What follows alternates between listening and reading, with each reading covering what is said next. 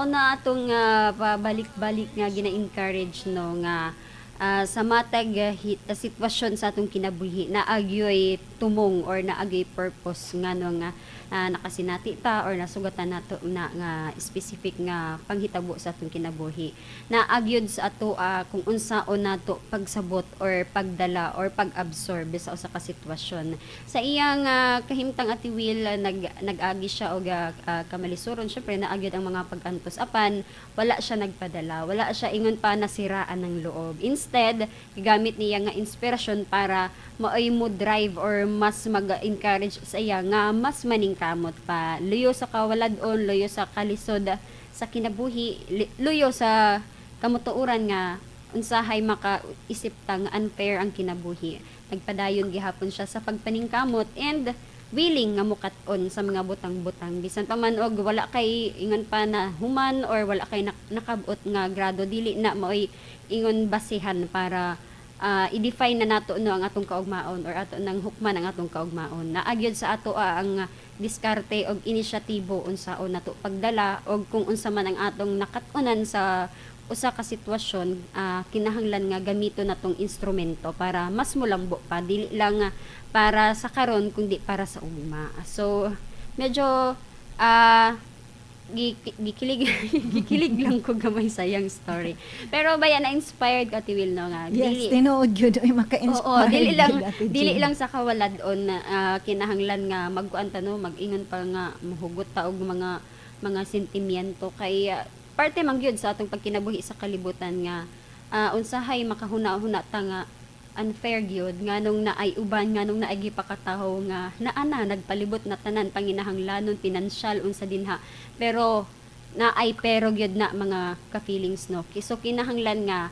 atong huna-hunaon kung unsa gyud ang pinaka-tumong or pinaka-leksyon nga atong makuha sa usa ka sitwasyon and syempre ubanan sa atong pagsalig ug pagpangamuyo sa atong amahan sa atong labaw nga makagagahom nga giyahan kita sa gihapon sa hatagan og kadasig og ingon pa maayong panghuna-huna kaalam para magamit nato sa paglaban or pagsukol sa kinabuhi. Yes, correct gid na no. Kinahanglan gid ta maningkamot. So na ako no ikuan Ate Jean ang akong ikadugang ko karon no para lang sa atong kanang naningkamot pa labi na gid sa mga teenagers karon nga ato unta silang pahinumduman nga dili gyud ang atong kalisod mao hinungdan sa atong kuano kanang kapakyasan sa kinabuhi. So ang atong kuan nga naay tulo ka elemento nga magagiya nato bisan pobreta bisan kung ano namalisoron ta pero dili na moy atong rason nga dili ta magmaningkamot. Mao. So ang number one nga kinahanglan gid ta nga na ay klaro nga purpose sa atong pagpaningkamot. Mhm. Yes, Natay tumong. tumong. So importante nga ibutang sa atong huna-huna nga naatay tumong. So kita na yung maantiguan na kung unsa ang atong tumong para sa atong mga pangandoy. So number 2, growth mindset. So correct dahil natin Jane madunggan ako sa mga bata karon nga mindset ba? Mindset asa imo utok. Mindset ba? Yes, Mindset. oo. So mo dahil na nga number 2 dahil na siya nga ang atong mindset.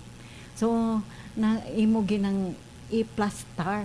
Ayaw pa dili ta magpadala sa mga kanang atong madungog sa mga uban nga mga kaning atong mga pair no mga pairs nga atong grupo nga kuan mo sundog pud ta sa ila unsay ilang gibuhat kundi lang atong huna-hunaon ang paatong kaugmaon o atong future. So number 3, courage. So nga na malahot tayo ta ang atong paglahotay sa pagpaningkamot. Kay kung dili ta mo lahotay, so dito gyud ta back job. So bubalik gyud ta kung unsa ang atong kagikan. So pinaagi sa aning tulo nga naghatag nato no og kuan kaning challenge or naghatag nato og giya sa paghimo kung unsa ang atong sumbanan o unsa atong kaning murag guide ni Ate Jane mga steps kung unsa atong buhaton aron mo successful ang atong kinabuhi kay nag-ingon man sila no nag-ingon nga ang poverty is not an obstacle of our success. So, nga kasagaran biya nato rason madunggan sa mga batan-on karon. Ako ko gihan gid ko Ate Jean nga mo question bitaw kanang makita nako nga naglibor ra bitaw nagpasan og mga sako-sako diha og unsa nagtrabaho sa kaning construction nga init kaayo mo anak ko ngano man kani eskwela dong. Mhm. Oh, inaana ako unsay tubag nga walay ikagasto. So dili na rason kay daghan ang pamaagi ang atong gobyerno karon sa pagtabang, no? Sa paghatag og ganing scholarship, kundi pwede ka magpa-working, no? Daghan man mangita karon at Jean og mga working students. So kung gyud ka, kung naagid kay courage, no? Nga mahuman o mo kaning makalahotay or kanang malampasan nimo nga di ka mapareho sa imong kanang i-compare lang nato ba kay magmalisuron man gid ta no before sa atong mga kaagi so ni agi gid tag kalisod pero ang atong butang sa atong hunahuna nga unta di ko mapareho di na ako mapatagamtam sa akong mga anak ang akong naagian. So mo gini number 1 nga ibutang sa imong mindset no nga kanang mahawa sa kalisod kay dili lang pwede nga kuan Ate Jean nga magmalisuron tang tanan no sa pamilya balisod kaayo kung kitang tanan nagmalisuron so kinahanglan na agi kuan nagyud kay focus nagyud kay ibutang gid sa imong goal nga makalampas ka adto nga mga kalisdanan. Yes. So mga ka-feelings no nindot kayo ang istorya sa atong kung ano letter sender nga naghahatag og inspirasyon sa mga kabatan-unan karon or kanatong tanan nga namati no nga inana di ay nga kinahanglan focus ta or sa atong mga pagpaningkamot og dili ta magpapildi sa mga trials kinahanglan gid ta maningkamot para sa ugma o sa ato future kay daghan akong nahibalaan gid Ate Jean nga mga kanang mas kung pobre ta mas pobre pa gyud sila nga nangadato na karon bitaw na nga milyonaryo na karon tungod sa ilang pagpaningkamot. Oo. So mo nagiingon nga dili gyud hindrance ang kapobrehon sa atong kuano sa atong mga kaning kinabuhi na kanang mauswagon. So mga ka-feeling sinaot unta no nga nakahatag pud ni sa ato no labi na gid sa mga batan-on pa.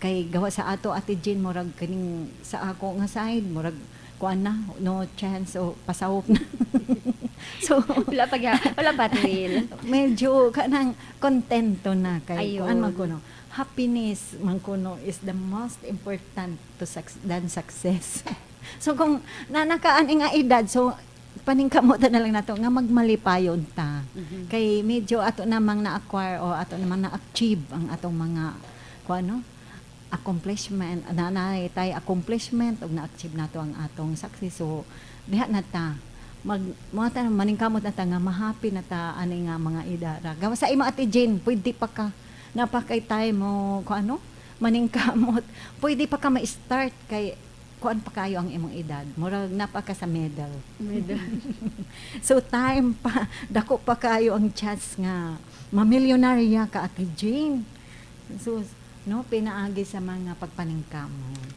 So muna ibuhat ko na Ate Jean nga kinahanglan na magbutang kita og goal. Yes. Oh. Determination po nato. Determination. So dili nato kuan natong kinabuhi nga tungod kay pobreta magpakapobre na lang gid ta pod tanan. So kinahanglan maningkamot ta aron makalingkawas. So mga ka-feelings kanindot no sa atong kuan kinabuhi kung nagmalipayon ta pinaagi sa atong mga achievement sa kinabuhi. Quote for the day nga atong napili para sa ato tanan. So sinulat ni Phil Brazilian nga nag-ingon, success is no accident. It is hard work, perseverance, learning, studying, sacrifice, and most of all, love of what you are doing or learning to do.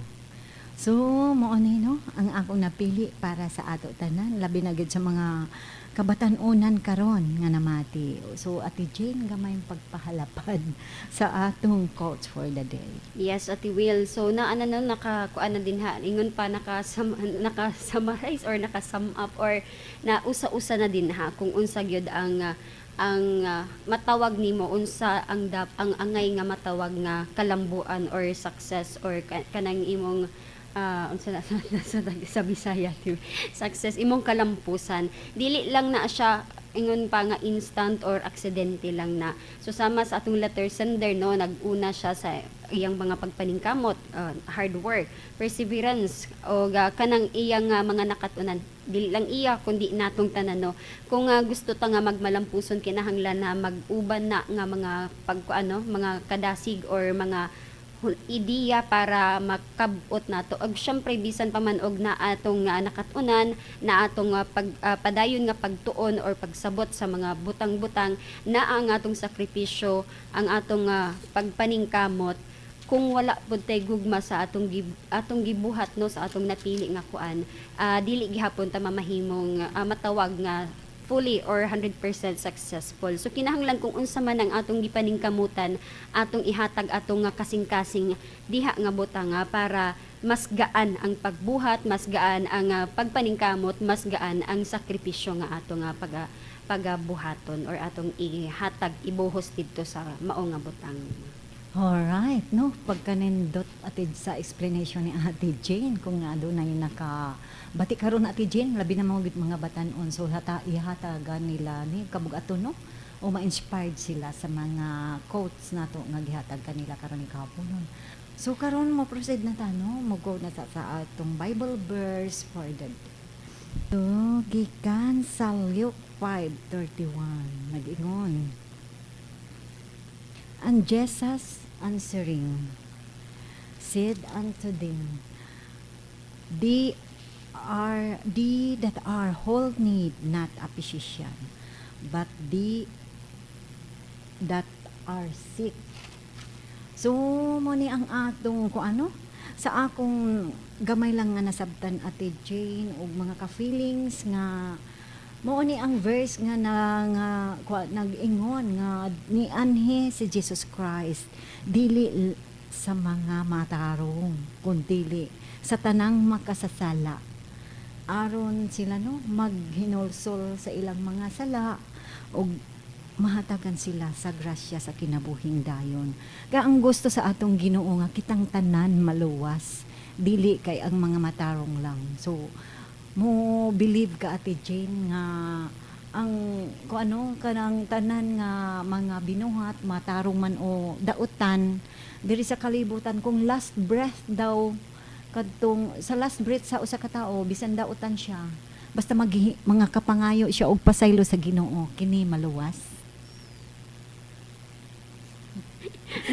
na ako'y murag na ako'y hesitation at will. Well depende siguro no kay ingon pa lain-lain man tag doktrina.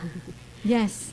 Kay sa akong nabasa diri sa Bible nga niingon man siya nga dili kuno nga nianhi siya para sa mga masakiton or nagpasabot nga ang sakit dili sakit nga literal nga body ailment nato kun dili atong mga binuhatan atong mga sala. So siguro sa ako lang pangutan nato kung sa inyong doktrina kung mangayo lang siya og pasaylo sa iyang last breath kung maluwas na ba siya. Well, para sa ako labi na known man siguro na ingon na di ba na tay argumento nga walay relihiyon nga makaluwas Yes, pero oo. naa baya sa sita. So lain pod ang explanation sa amo wala man nag-claim nga kung musulod ka din is maluwas na ka. Bisan pa og nakasulod ka unya wala gihapon kay pagbag-o sa imong kinabuhi wala gihapon ka nangayo og kanang kamatuoran ba nga pagpasaylo sa imong mga nabuhat and walay kausaban sa imong mga binuhatan na dili gihapon ta makagarantiya nga luwas gyud ka. So encouragement no padayon man ta diri ang nagdasig sa atong mga ka-feelings nga dili na to angay nga igsapayan or magpapildi sa mga pagsulay sa atong kinabuhi kay parte man gyud na ang kinahanglan nato nga i-mind or ibutang kanunay sa atong hunahuna nga moagi gyud ang matag usa sa mga kalisdanan o lisod nga mga pagsulay. Ang importante dinha is atong pangutan-on atong kaugalingon na nganong agi kita og ing-ani nga mga sitwasyon or kung unsa ang pinakamensahe sa atong amahan ngano nga niagi ta sa ing-ani nga mga tough situations or mga challenge sa kinabuhi para makabot or magiyahan gihapon ta sa padayon nato nga panglimbasog sa pagkinabuhi ning kalibutan na og syempre maglig-on ta and ipakusga nato ang atong pagsalig o atong mga pagtawag sa iyaha sa atong amahan. Yes, kay always na ang Ginoo na mati ka nato ug wala dili na daw ta angay mabalaka kay naa siya mag-provide nato sa tanan. Kung unsa na ibataw ningon siya kung bisan unsa ang inyong pangayoon pinaagi sa akong ngalan kini ko no iyang ihatag nato. So kana atong i-claim mga ka-feelings sa Ginoo kay na ako no tay kuno na atay katungod nga mo claim ana kay iya man tang ana. So mga ka-feelings, wala naman kitay og igong oras sa pagpadayon sa atong programa karoning kapunon o sa atong panag-uban-uban. Hangtod na lang sa mosunod nga mga adlaw ug uban sa atong ate sa kahanginan. Kini sa ti Jean. Ug kini si Ate Vera ug uban sa atong kontrol nga si Engineer Primo Flores. Salamat sa inyong pagpaminaw ug dalaygon ang Dios.